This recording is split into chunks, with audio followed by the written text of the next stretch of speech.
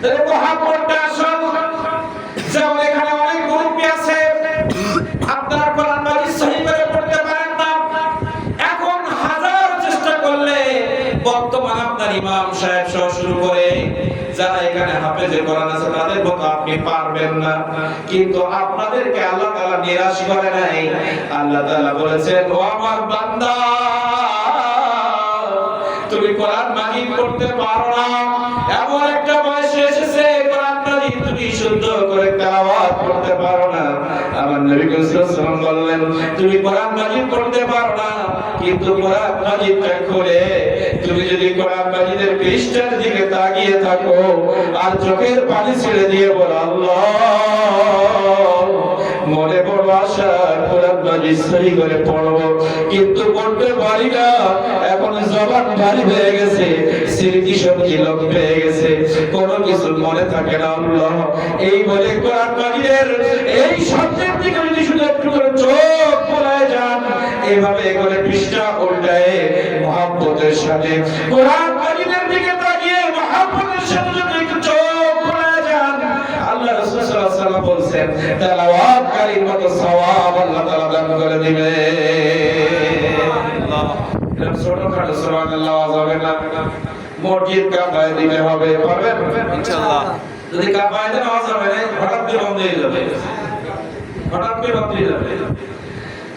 আল্লাহ রাসূল সাল্লাল্লাহু আলাইহি ওয়াসাল্লাম বললেন, তুমি যদি তাকাতে না পারো, অনেক বন্ধ আছে, বন্ধ। আমার আল্লাহর বান্দা রাসূল ইব্রাহিম চোখে দেখতে পায় না, চোখটা বন্ধ হয়ে গেছে, সে চোখে দেখতে পায় না। রাসূল সাল্লাল্লাহু আলাইহি ওয়াসাল্লাম বলেন, তুমি দেখে দেখে বলতে পারো না, তোমার চোখের শক্তি নাই, চোখে পর্দা পড়ে গেছে, ছানি পড়ে গেছে, তুমি কোরআন মাজিদ দেখতে পারো না। কিন্তু তুমি যদি কোরআন মাজিদটাকে মহব্বত করে একটু বুকের মধ্যে ভিতরে একটা চাপ দিয়ে চোখের পানি ছেড়ে দিয়ে বল, আল্লাহ, আমি তোমার কোরআন মাজিদকে বড় মহব্বত করি, আমি তোমার কোরআন মাজিদকে বড় ভালোবাসি, আল্লাহ, আমার চোখটা যদি ভালো থাকতো আমি সুন্দর করে তোমার কোরআন মাজিদ তেলাওয়াত করতাম, আল্লাহ, তুমি আমার এই মহব্বতটাকে কবুল করে নাও, এই কোরআন মাজিদের নূর তুমি আমার সিনায় দান করো, এই কোরআন মাজিদের ভালোবাসা আমার অন্তরে দান করো। এই কথা বলে চোখের পানি যদি ছেড়ে দিতে পারে, আল্লাহ রাসূল সাল্লাল্লাহু আলাইহি ওয়াসাল্লাম বলেছেন, এই বুকে জড়িয়ে ধরা, এই ধরার কারণে আল্লাহ তাআলা তেলাওয়াত করার সওয়াব দান করে দিবে। কি করবে? এটা এই ওয়াজ প্রথমে করলাম এই কারণে মহব্বত বোঝানোর জন্য। আপনি আমি আমাদের বাপ দাদারা ভালো তেলাওয়াত করতে পারতো না, কিন্তু তারা মহব্বতে জান্নাতে চলে গেছে। আসেন, এখানে 50 বছর আগে 100 বছর আগে মানুষ কি তেলাওয়াত করতে পারতো না? কিন্তু তারা জান্নাতে যাবে না, তারা আল্লাহকে মহব্বত করেছে না। কি এখানে 100 বছর আগে কোরআন তেলাওয়াত করতে পারতো না, এখন অনেক আল্লাহ প্রেমিক ওলির ভক্ত, পীরের ভক্ত, এমন অনেকের কবরের লাশ এখনো জিন্দা পাওয়া যায় না, তারা তো কোরআন পড়তে পারতো না। মহব্বত কি? একটি হাদিস মোবারকে পড়েছে, হুকুম রাসূল মিনাল ঈমান, প্রথমে ইন্তেহাল মহব্বত। মহব্বত যদি সঠিক থাকে, আমলের ঘাটতি হলে এই মহব্বত আল্লাহ পার করে নেবেন। এজন্য রাসূল সাল্লাল্লাহু আলাইহি ওয়াসাল্লাম হাদিসে মোবারকা অর্থটা এমন, আপনি ইসলামের সব কিছু মানতে পারেন না, আপনি ইসলামের শত শত সুন্নাত, সব সুন্নাত আপনার মধ্যে মানা সম্ভব নয়। ইসলামের অনেক ফরজ বিধান আছে, এই ছোট্ট জীবনে সব ফরজগুলো আমরা মেনে কভার করতে পারবো না। কিন্তু আল্লাহ রাসূল সাল্লাল্লাহু আলাইহি ওয়াসাল্লাম বলেছেন, তুমি সম্পূর্ণ পালন যদি নাও করতে পারো, মহব্বত থাকতে হবে। তার সংক্ষেপ বোঝায় কোরআন মাজিদ এবং ইসলাম এবং রাসূল, সাহাবায়ে কেরাম, আল্লাহর ওলি, কয়জনের কথা বললাম? আল্লাহ তাআলা কোরআন মাজিদ, ইসলাম, নবী মুহাম্মদ রাসূলুল্লাহ সাল্লাল্লাহু আলাইহি ওয়াসাল্লাম, সাহাবীগণ, তাবেঈগণ, খোলাফায়ে রাশিদিন, আউলিয়া کرام, হক্কানি উলামায়ে کرام, এই নয় শ্রেণীর ব্যক্তি।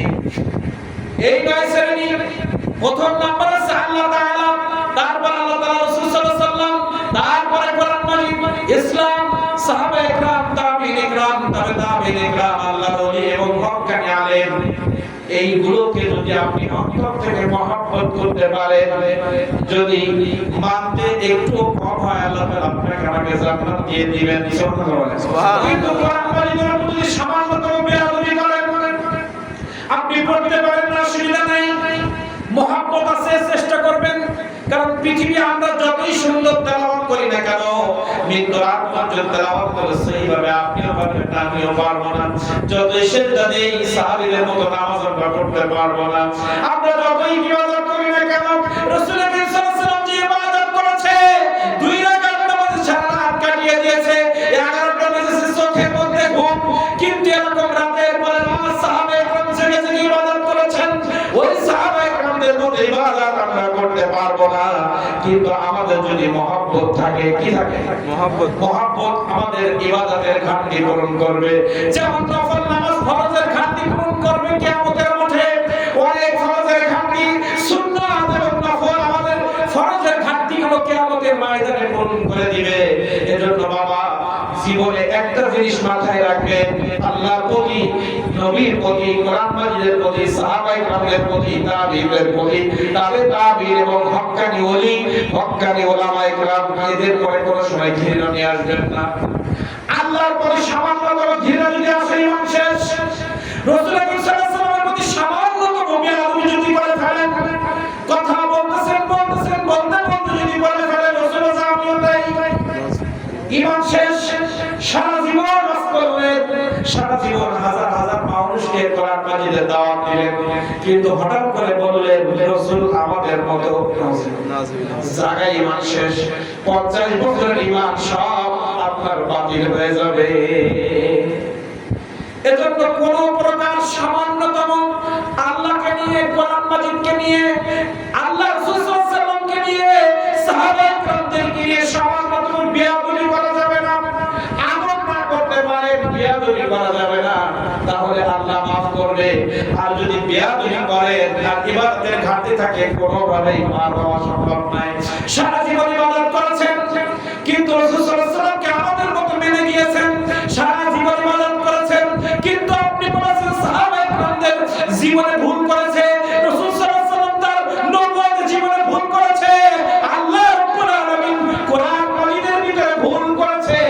এই শব্দ যদি আপনি বলেন, 1000 বার যদি কাবা শরীফ জিয়ারত করেন, 1000 বার যদি আল্লাহকে সিজদা দেন, যতই সিজদা দেন না কেন, যতই ইবাদত করেন না কেন, আল্লাহর কোরআন মাজিদ সম্পর্কে বাজে চিন্তা মনের মধ্যে থাকার কারণে, রাসূল সাল্লাল্লাহু আলাইহি ওয়াসাল্লাম সম্পর্কে খারাপ কথা বলার কারণে, সাহাবায়ে কেরাম সম্পর্কে বেয়াদবি করার কারণে, আল্লাহর ওলিদের সাথে বেয়াদবি করার কারণে সারা জীবনের ইবাদত আল্লাহ তাআলা বাতিল করে দিবে।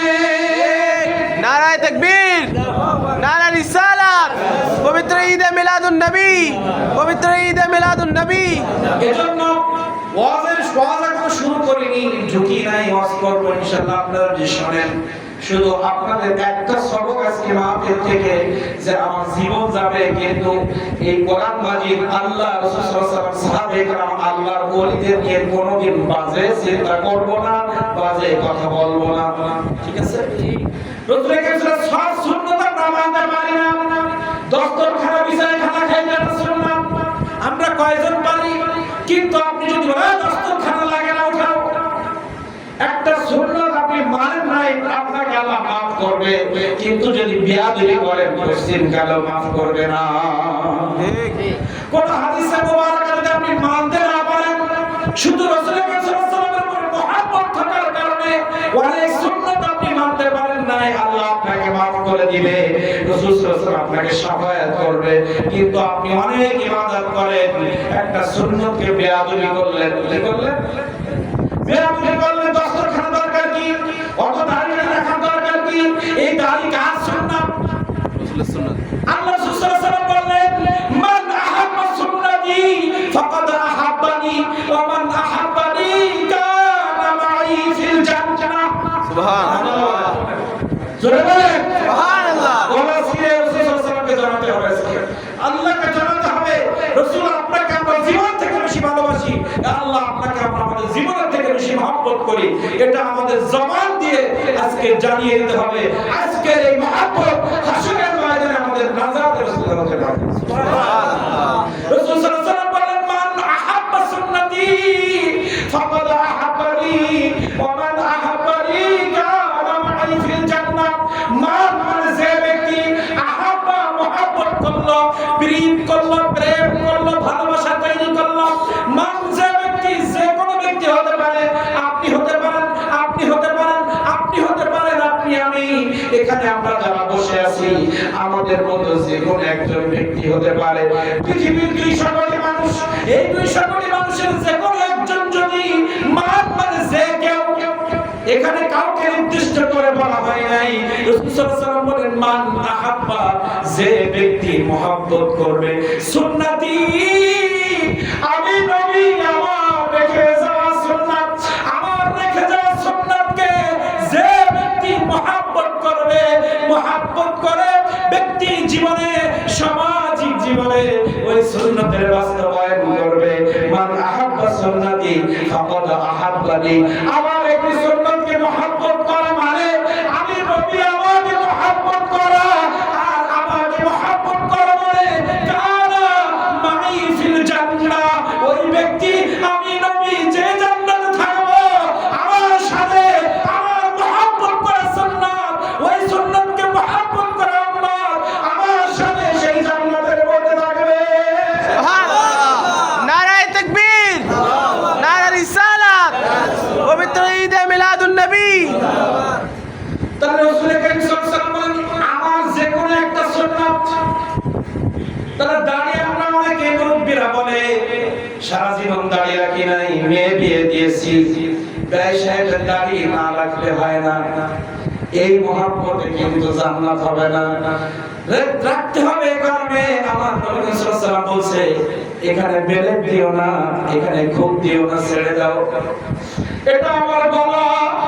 রাসূল সাল্লাল্লাহু আলাইহি ওয়াসাল্লাম বলছেন, দাড়ি হচ্ছে আমার গলা, কেউ যদি দাড়ির মধ্যে বেলেট দেয় তাহলে সে আমার গলার মধ্যে ছুরি চালায় দিল।